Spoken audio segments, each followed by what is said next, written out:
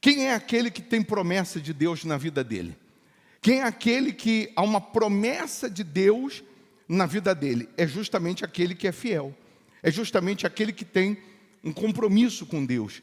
É aquele que tem uma aliança com Deus. É aquele que se torna para Deus. Qualquer pessoa que se tornar para Deus, qualquer pessoa que se voltar para Deus, ela automaticamente está já incluída aí no grupo daqueles que têm promessa, no grupo daqueles que estão prontos para receber promessas.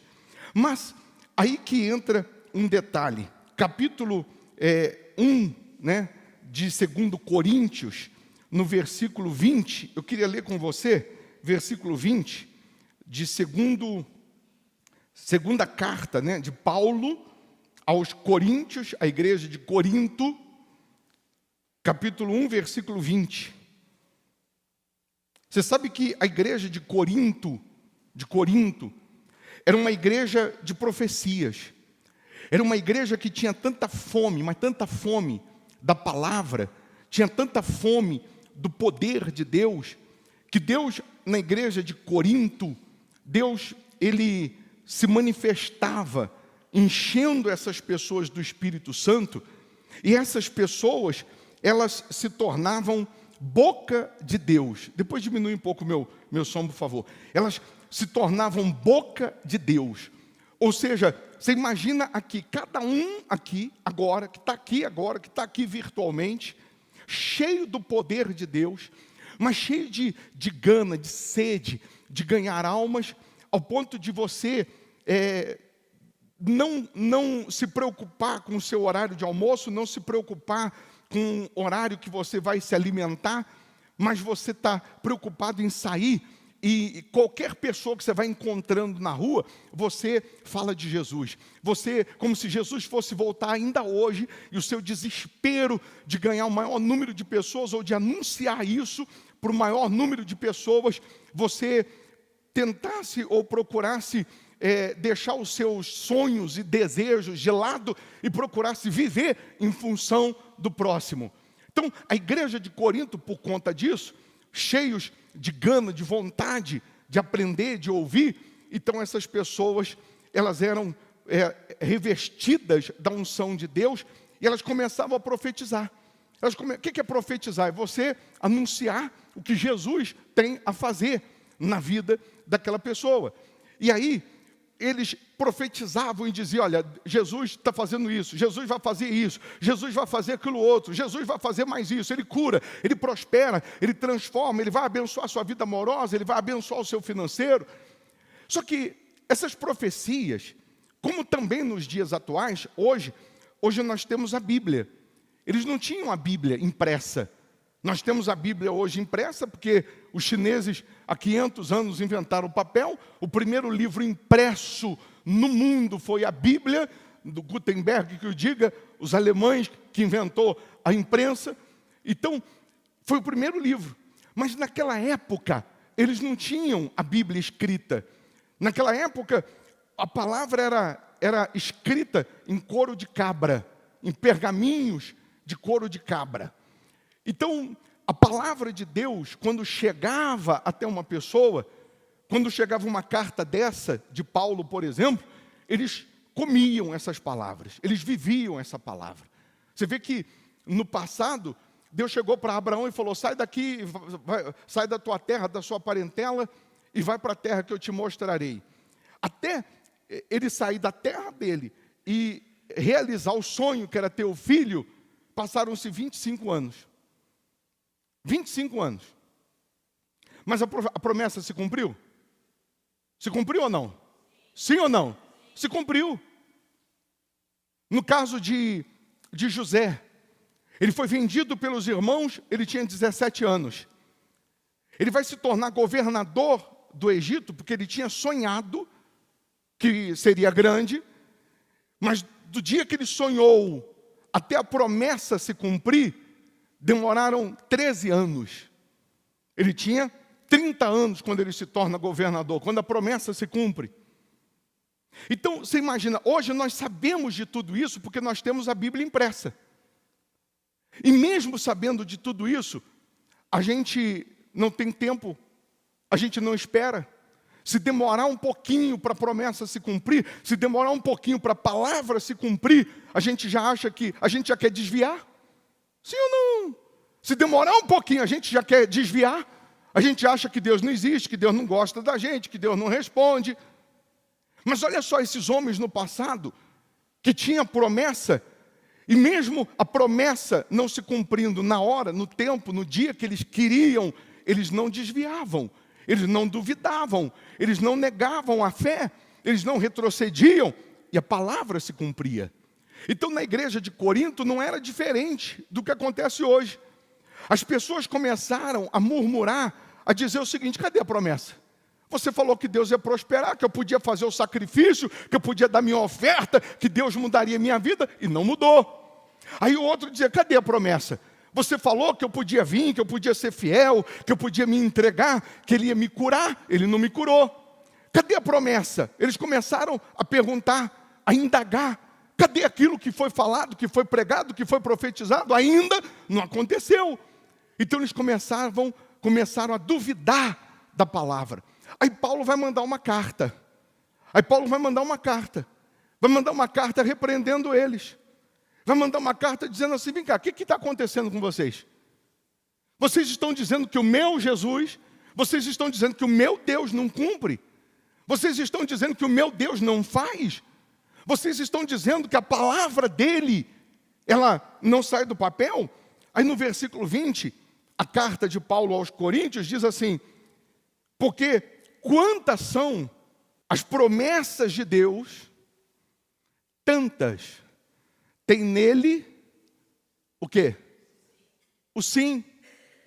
Porquanto também por ele é o amém para a glória de Deus, por nosso intermédio. Aí Paulo vai mandar uma carta que o resumo da carta é exatamente esse. Porque quantas são as promessas de Deus, tantas tem nele o sim. Porquanto também por ele é o amém para a glória de Deus, por nosso intermédio, ponto. E mesmo sem entender nada, diga amém. Aí você imagina, aí os coríntios estão recebendo essa carta. Estão recebendo de Paulo uma direção, e Paulo exortando, e Paulo dizendo assim: preste atenção, todas as promessas de Deus, todas, nenhuma está de fora não, todas têm o sim de Deus. Se não se cumpriu na hora que você queria, no tempo que você queria, entenda que ela se cumpre. Porque Deus não é homem para que minta, nem filho do homem para que se arrependa. Tendo Ele prometido, tendo Ele falado, Ele cumpre. Aí, a minha pergunta para você hoje é: você crê que a promessa de Deus, as promessas de Deus na sua vida, elas vão se cumprir? Que você, como você cantou agora há pouco, que você não vai morrer enquanto a promessa não se cumprir? Você crê nisso? Que você não vai morrer enquanto você não vê a promessa cumprida? Não sei se é assim que fala, concretizada. Se o português está certo ou errado, não interessa. O que interessa é que a promessa vai se cumprir. É que a promessa vai se concretizar. Quem crê nisso? Você crê nisso? Espera aí, se você crê que a promessa vai se cumprir, então por que se desesperar? Se você crê que a promessa vai se cumprir, então por que desanimar? Então por que desistir?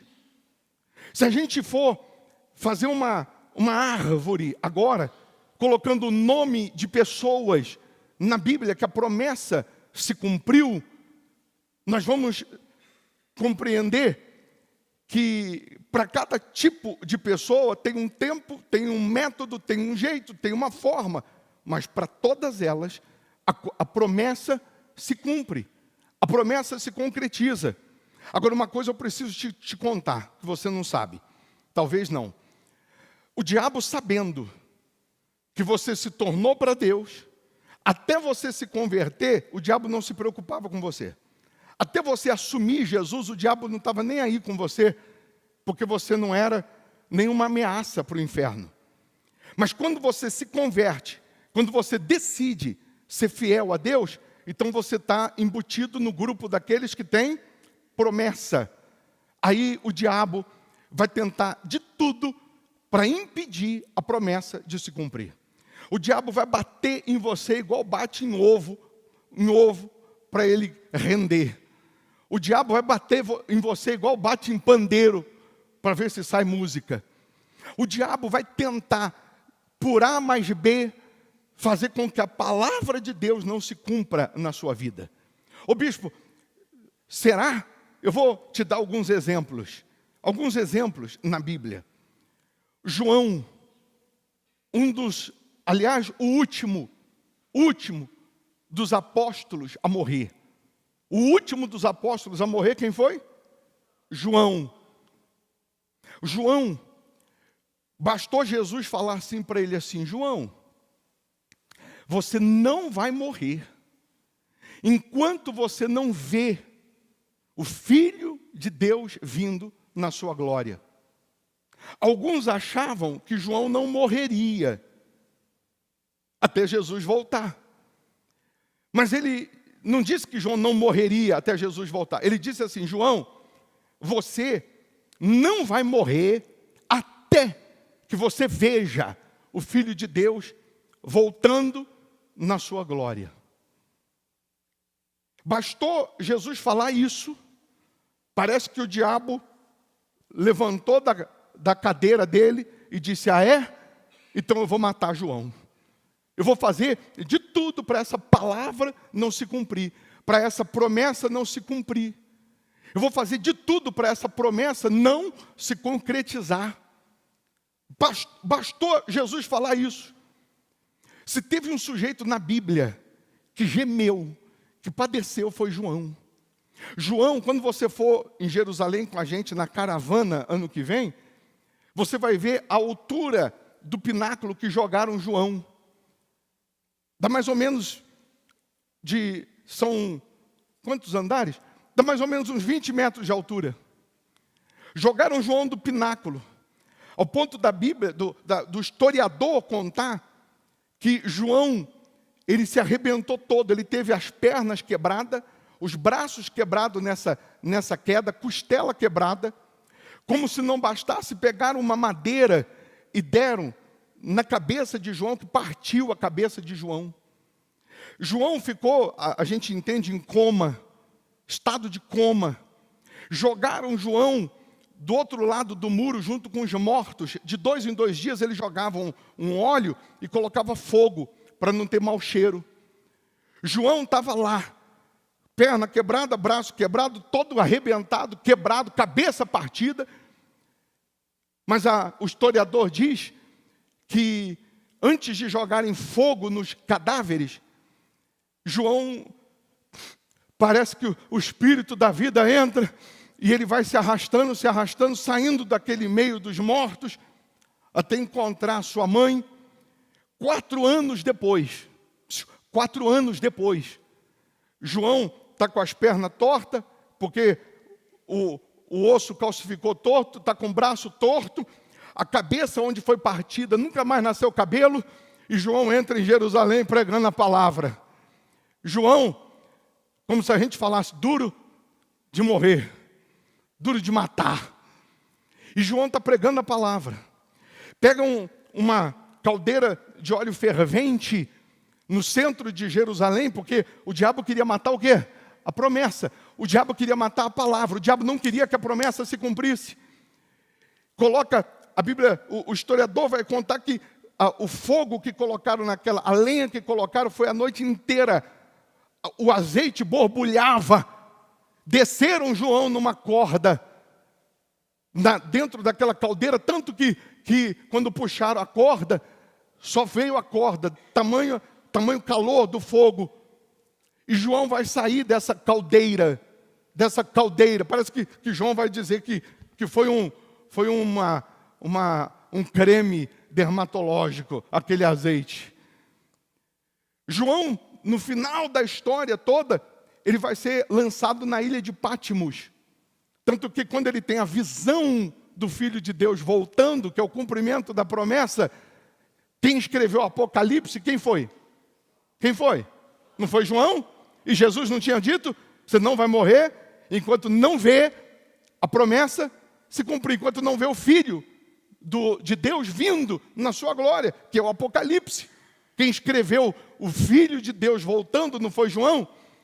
Mas parece que o diabo tentando quebrar a promessa, tentando impedir a promessa de se cumprir, na última, já que João não morre com paulada, já que João não morre sendo jogado do pináculo, já que João não morre na caldeira de azeite fervente, vamos jogar ele na ilha de Patmos. O que era a ilha de Patmos? Era o parque de diversão do imperador na época. Ele pegava todas as feras, leão e tudo mais, e jogava nessa ilha. E todo condenado, todo sujeito criminoso, ele levava num navio até a ilha e jogava esses criminosos na ilha, e eles serviam de petisco aos leões. Ele servia de alimento aos animais, às feras da ilha de Patmos. A ilha de Patmos não era um paraíso, não. Às vezes você vê um filminho que o pessoal inventa aí, uma ilha de Patmos parecendo um paraíso, onde João teve a visão do Apocalipse. Não, era um inferno. A ilha de Patmos era um inferno. Inferno. Agora você imagina, sujeito que andou com Jesus, sujeito que encostou a cabeça no ombro de Jesus, o sujeito que viu a glória de Deus, viu os milagres com Jesus. Olha o tanto que ele está apanhando, olha o tanto que ele está gemendo, para que hoje a gente tivesse a maior revelação da história, que é a revelação do Apocalipse. Imagina se esse sujeito tivesse negado a fé. Imagina se esse sujeito tivesse desistido. Eu estou pregando aqui, o Espírito Santo está falando com cada um no individual, que às vezes as lutas que você tem enfrentado, as dificuldades que você tem enfrentado, comparado com o que João enfrentou, a sua guerra é nada. A sua guerra é nada comparado a essa. E você está querendo desistir, e você está querendo desviar, e você está querendo desanimar. Nós vamos ter Paulo, quantas guerras, navio afundando, a víbora que mordeu a mão dele, quantas apanhou, que foi dado como morto, mas não negou a fé.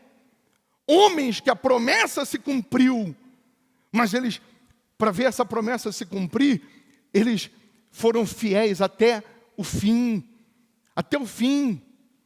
Homens que foram, como Pedro, crucificado de cabeça para baixo. Tiago morto a flechada. Lucas, que não foi apóstolo não, porque Lucas se converte depois. Ele era grego, médico, que cuidou de Paulo quando Paulo foi apedrejado. Lucas foi morto, tirando a pele dele, ele em vida. Ele foi chama escalpelado, foi tirado a pele, ele vivo. Foi assim que ele morreu. Mas homens que viram a promessa se cumprir, que viram a palavra se cumprir, nenhum deles não viu a promessa se cumprir. E se você serve a Deus, se você crê em Deus, se você obedece a Deus, o que você cantou vai ter que se cumprir. Não morrerei enquanto a promessa não se cumprir. Aí quando jogam João na ilha de Patmos, parece que a gente imagina os leões, a gente imagina as feras ali na beirinha da água, porque o navio não chega até ali, o navio chega a alguns metros, né? E aí dali é o seguinte, ou você morre afogado, morre de fome, morre de sede, porque não dá para viver ali, ou você vai ter que ir até a areia, e na areia estão ali os animais. Quando o vi, caí a seus pés como morto. Porém ele pôs sobre mim a mão direita, dizendo, não temas. Eu sou o primeiro e o último, e aquele que vive. Estive morto, mas eis que estou vivo pelos séculos dos séculos. E tenho as chaves da morte e do inferno. Eu tenho as chaves, no plural, chaves da morte e do inferno. O que Jesus está falando com João? Ô João, eu tenho a chave da morte. Você não morre, porque a chave da morte está na minha mão. Você só morre na hora que tiver que morrer. Eu tenho a chave do inferno, João. Eu tenho essas duas chaves. Aí se a gente for em Apocalipse 3:7, você vai entender daqui a pouco. Ao anjo da igreja em Filadélfia escreve estas coisas, diz o santo, o verdadeiro, aquele que tem a chave, no singular, de Davi, que abre e ninguém fechará, e que fecha e ninguém abrirá. Quantas chaves nós falamos até agora? 3, a da morte, do inferno e a chave de Davi, que abre e ninguém fecha, e que quando fecha, também não tem ninguém no mundo que consiga abrir. Aí se a gente for mais um pouquinho, deixa eu ver, capítulo 5, versículo 1 em diante. Vi na mão direita daquele que estava sentado no trono, um livro escrito por dentro e por fora, de todo selado com 7 selos. Vi também um anjo forte que proclamava em grande voz: quem é digno de abrir o livro e de lhe desatar? Está escrito desatar? E desatar os selos? Grave essa palavra, desatar. Ora, nem no céu, nem sobre a terra, nem debaixo da terra, ninguém podia abrir o livro, nem mesmo olhar para ele. E eu chorava muito, porque ninguém foi achado digno de abrir o livro, nem mesmo de olhar para ele. Todavia, um dos anciãos me disse: não chores, eis que o leão, quem? O leão da tribo de Judá, a raiz de Davi, quem é? Não é Jesus? Venceu para abrir o livro e os seus 7 selos. Então vi, no meio do trono e dos 4 seres viventes, e entre os anciãos de pé, um cordeiro. Tinha um leão, mas agora virou mas era um leão, mas agora é um cordeiro, como tendo sido morto. Ele tinha 7 chifres, bem como 7 olhos, que são 7 Espíritos de Deus enviados por toda a terra. Para resumir, no início de Apocalipse, Jesus fala com João e diz: João, você vai escrever tudo que eu vou lhe mostrar. João está na ilha de Patmos. Os leões, as feras, queriam quebrar a promessa, queriam que ele morresse. Mas a promessa era que ele só morreria depois que ele visse o Filho de Deus voltando na sua glória. E aí Jesus, que é o leão da tribo de Judá, vai aparecer para João e vai dizer: João, fica tranquilo, porque aqui ninguém te mata, você só vai morrer depois que você vê o Filho de Deus voltando na glória. Porque eu tenho aqui a chave da morte, eu tenho a chave do inferno, eu tenho a chave de Davi que abre e ninguém fecha. Então, fica tranquilo, só escreve tudo o que eu vou lhe mostrar. Você só vai colocar no papel tudo que eu vou lhe mostrar, tudo. E João vai começar a relatar, a retratar o que Jesus está mostrando para ele. Aqui quando aparece um leão e daqui a pouco ele vê um cordeiro, é Jesus falando para mim e para você o seguinte: eu sou o que você precisa que eu seja. Se hoje você precisa que eu seja um leão, então eu sou um leão. Se amanhã você precisar que eu seja um cordeiro, eu serei um cordeiro. Hoje você precisa do Deus do quê? A Bíblia Jesus nunca se intitulou, nunca, você vai ver Jesus se intitulando, ou Deus na Bíblia se intitulando como o Deus da cura, o Deus da prosperidade, o Deus da fartura, da abundância, o Deus da saúde. Não. Mas você vê sempre Deus se apresentando e dizendo que se você precisa de saúde, Ele é a cura. Se você precisa de prosperidade, Ele é a prosperidade. Porque se Ele se intitula e se apresenta a gente dizendo que Ele é o Deus da cura, a gente só ia buscá-lo quando precisássemos do quê? Da cura. Mas quando ele mostra que Ele é o cordeiro, Ele é o leão, Ele está dizendo assim: se hoje você precisa da cura, eu sou o Deus da cura. Se hoje você precisa da prosperidade, eu sou o Deus da prosperidade. Se hoje você precisa da paz, eu sou o Deus da paz. É Deus falando assim: eu sou o que você precisa que eu seja. Quando Ele diz para Moisés: eu sou o que sou, Ele está dizendo: eu sou o que você precisa que eu seja. O nosso Deus, Ele é aquilo que nós necessitamos. Se a gente tiver compromisso com Ele, se a gente tiver aliança com Ele, se a gente tiver pacto com Ele. Hoje nós temos a palavra revelada, porque no passado tiveram homens, mulheres, com DNA do céu, que não negaram a fé, que não duvidaram da promessa, que não duvidaram da palavra. E você que está aqui, você não está aqui por acaso não, você só está aqui porque Deus tem promessa, você só está aqui porque Deus te escolheu no meio de bilhões de pessoas, para que você faça a diferença como filho, como filha, como pai, como mãe, como marido, como esposa, a diferença como homem de Deus, como mulher de Deus, tendo as promessas concretizadas. Mas o bispo, ainda não aconteceu, mas vai acontecer, mas eu ainda não recebi, mas eu vou receber, se eu permaneço fiel, se eu permaneço obedecendo,